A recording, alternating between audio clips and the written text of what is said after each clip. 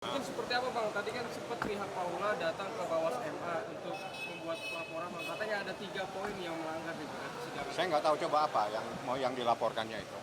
Pertama ada hasil dari putusan kemarin, ada poin yang menyatakan bahwa Paula yang bocor itu Bang, Paula menderita penyakit itu sama yang katanya Saya nggak tahu. seharusnya ekor tapi ternyata tidak. Enggak, kalau ekot saya bisa jawab. Memang saya yang mengajukan permohonan pada tanggal 9 April saya kirim surat ke Majelis Hakim meminta supaya Baim Wong dibolehkan hadir. Pada saat kita hadir di persidangan, silakan pulang lagi karena tetap dengan ekot. Ya sudah kita pulang. Jadi itu datang bukan diundang tapi kemauan sendiri. Jadi nggak ada masalah. Karena itu adalah kemauan kita mengajak Baim untuk hadir, ingin mendengarkan langsung putusannya, bukan dengan cara menerima ekot. Tapi majelis hakim menyatakan, oh itu sesuai dengan peraturan harus dengan cara ekot. Ya sudah, kita disilakan pulang, dikasih mungkin 1-2 jam lagi, maksimal 3 jam, putusan akan di-upload di ekot, seperti itu. Mungkin membahas juga seperti tadi debat ya Bang, soal jubir sendiri Bang. Tidak ada masalah jubir, karena itu yang menyampaikan jubir. Yang disampaikan itu ada di dalam putusan halaman 105 yang menyatakan memang Nusus itu adalah istri yang durhaka. Jadi nggak ada persoalan, jadi tidak ada yang dilanggar karena humas itu adalah menyampaikan apa yang ada dalam putusan. Ya, tapi kan membuat jadi polemik nih Bang. Kita tidak, itu adalah hukum.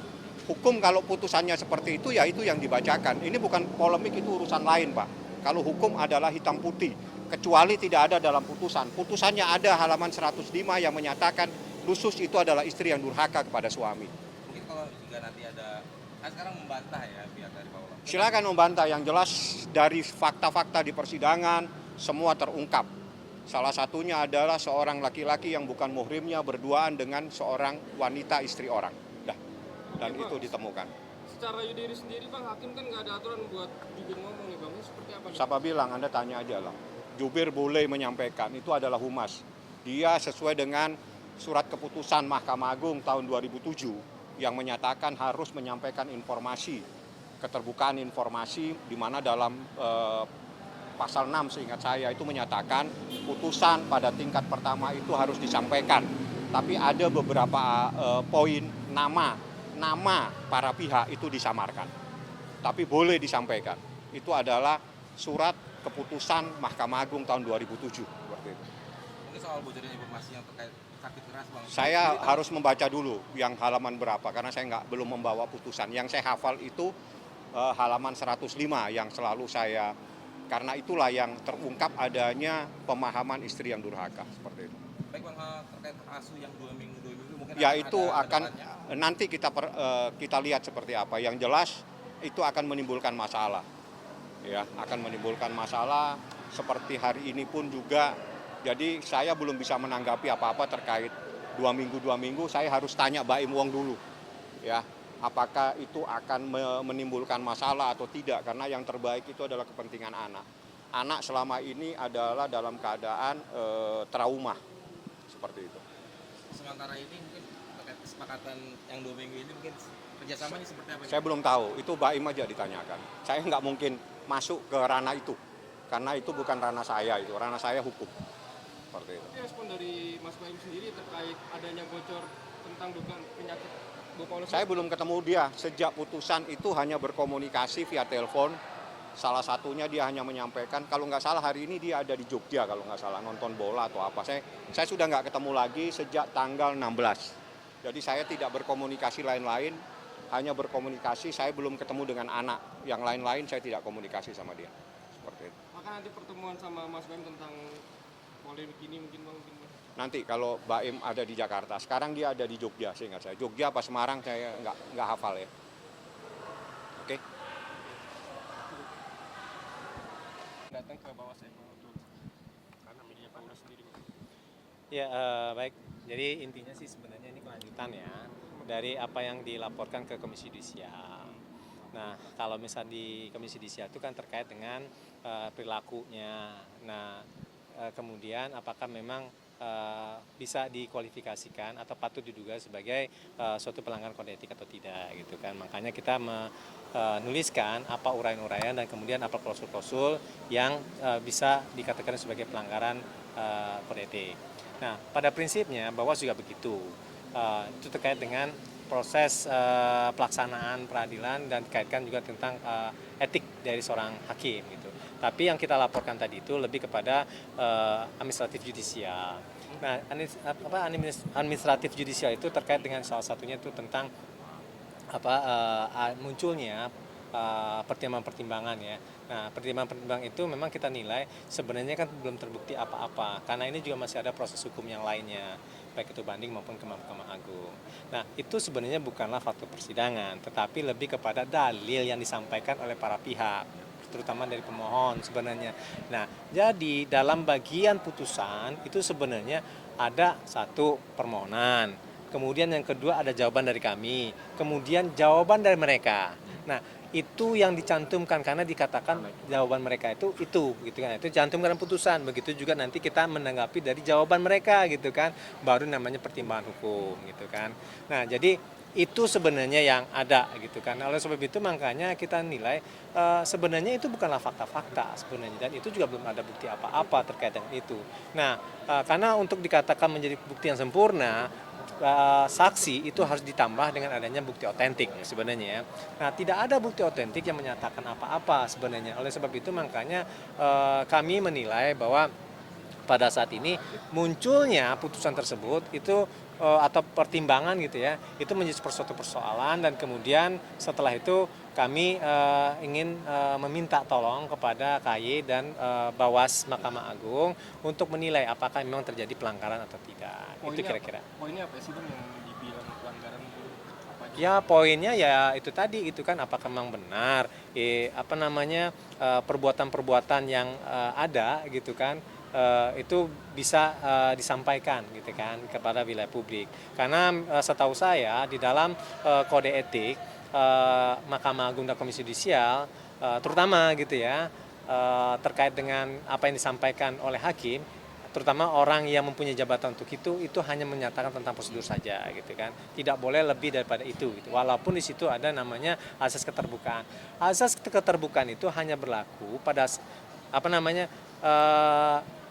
ini kan pada saat nanti yang tujuannya itu untuk bisa menjaga privasi dari si para pihak sebenarnya gitu kan. Nah, dengan demikian itu bisa menjadi akuntabilitas kerja-kerja dari seorang hakim gitu. Nah, oleh sebab itu makanya memang itu ada azas keterbukaan dan akuntabilitas dan seterusnya gitu kan. Oleh sebab itu makanya itu bisa dilakukan. Tapi ini kan masih dalam minuta kan gitu kan. Nah, pada saat minuta dan kemudian setelah itu muncul gitu kan. Ya, itu yang paling mungkin itu cuma 3 pihak sebenarnya. Satu itu adalah kami sebagai termohon gitu kan, yang mendapatkan email, kemudian setelah itu pengadilan gitu kan, atau di sini adalah pemohon gitu kan. Nah, cek aja siapa yang melakukan itu gitu kan. Itu kira-kira. Bang, mungkin hari ini malah jadi debat ya soal jubir ini Bang. Hingga jadi debat mungkin. Debat di mana? Ya, debat hari Jadi ini. polemik lah Bang, jadi bilang Bang. Terkait Yesus sendiri atau dalam beristiduha. Informasi. Ini sebenarnya gini, diskusinya gitu ya. Apakah nusus itu hanya ditumpukan pada perempuan? Tidak. Nusus itu kan kata-katanya sebenarnya ketidaktaatan kan. Nah, ketidaktaatan itu sebenarnya juga bisa terjadi pada laki-laki, bisa juga pada istri, bisa juga pada laki-laki suami gitu. Nah, oleh sebab itu makanya pada sini kalau misalnya ketidaktaatan, ya itu harus ada prosedur-prosedurnya juga kan. Soal contohnya ada peringatan gitu kan, ada komunikasi gitu kan, sampai kepada tahapan-tahapan selanjutnya gitu. Nah, begitu juga dengan suami gitu kan, kalau misalnya tidak menafkahi, ada tindakan-tindakan, bahkan contohnya adalah KDRT gitu kan, itu bisa dikatakan nusus sebenarnya, atau ketidaktaatan, kedurhakaan gitu kan. Nah, jadi pada saat ini kita harus mendudukkan terminologi itu juga gitu kan, dan kemudian setelah itu nggak mau juga kan yang namanya diksi-diksi itu disampaikan, apalagi ini menjadi diskusi publik, atau bukan diskusi publik sebenarnya menurut saya, tetapi menjadi suatu penghakiman secara publik gitu kan kepada seseorang. Nah itu memang yang sangat disayangkan gitu kan. Sekarang begini gitu kan, kalau misalnya Mas kita kan jelek gitu kan, orang jelek lah gitu kan, di situ terus gitu kan. Nah itu kan menjadi penghakiman. Ini kalau misal penghakiman oleh lembaga peradilan oke. Tetapi kan ini penghakiman oleh sosmed gitu kan, yang kejam-kejam gitu kan. Nah oleh sebab itu maka ini menjadi suatu persoalan. Nah itu yang makanya saya katakan bahwa ketika ingin berbicara gitu kan, itu harus mempertimbangkan diksi dan juga mempertimbangkan akibat-akibat apa yang akan terjadi ke depan, terutama kepada anak-anaknya nantinya. Itu kira-kira. Ya, Kan secara cukup ya. Yudiri sendiri kan bang, secara Yudiris hakim sendiri kan nggak ada aturan buat jubir ngomong katanya. Bang. Ada. Dalam kode etik Mahkamah Agung dan Komisi Yudisial itu ada. Itu ada. Nah, nanti itu bisa dilihat nanti dalam kode etik bersama antara Komisi Yudisial dengan Mahkamah Agung. Itu ada. Gitu. Jadi bukan tidak ada. Itu hanya diperbolehkan untuk mengatakan tentang prosedural. Tidak mengatakan yang lain-lainnya. Bukan mengatakan ada peraturan perundang-undang dalam artian undang-undang khusus itu. Enggak, bukan gitu kan. Tetapi yang paling penting adalah di dalam kode etik itu disampaikan bahwa kalau misalnya orang yang punya jabatan, misal contohnya ketua pengadilan gitu kan, atau misal contohnya humas gitu ya, hanya mengatakan prosedur. Dan itu bisa dikategorikan apa sih hal yang luar biasa yang bisa direspon atau enggak. Kan nggak penting-penting amat gitu kan. Pola juga sebagai seorang persona yang biasa-biasa aja, begitu yang lain-lainnya gitu kan. Nah sekarang oleh sebab itu makanya itu bukan suatu hal yang dikategorikan luar biasa yang untuk bisa di konferensi pers atau ditanggapi. Karena kan waktu itu kan teman-teman yang datang gitu kan meminta dan kemudian direspon dan kemudian banyak dan kemudian diungkapkan. Nah menurut saya itu nggak penting sebenarnya. Oke cukup ya. Saya ngejar. Soal asuhan sendiri bang, Asuh anak katanya bang. kerjasamanya mungkin seperti apa nih bang? Ya itu apalah ya. Pada saat ini kalau misal joint custody intinya ya itu sebenarnya sudah ada kesepakatan terlebih dahulu. Ini kan tidak ada. Tidak ada kesepakatan dulu kemudian ditetapkan joint custody. Nah itu jadi soal sebenarnya gitu ya. Jadi tanyanya soalnya. Iya. Silakan ditanyakan nanti. Bang, Oke, respon Paula cukup ya. terkait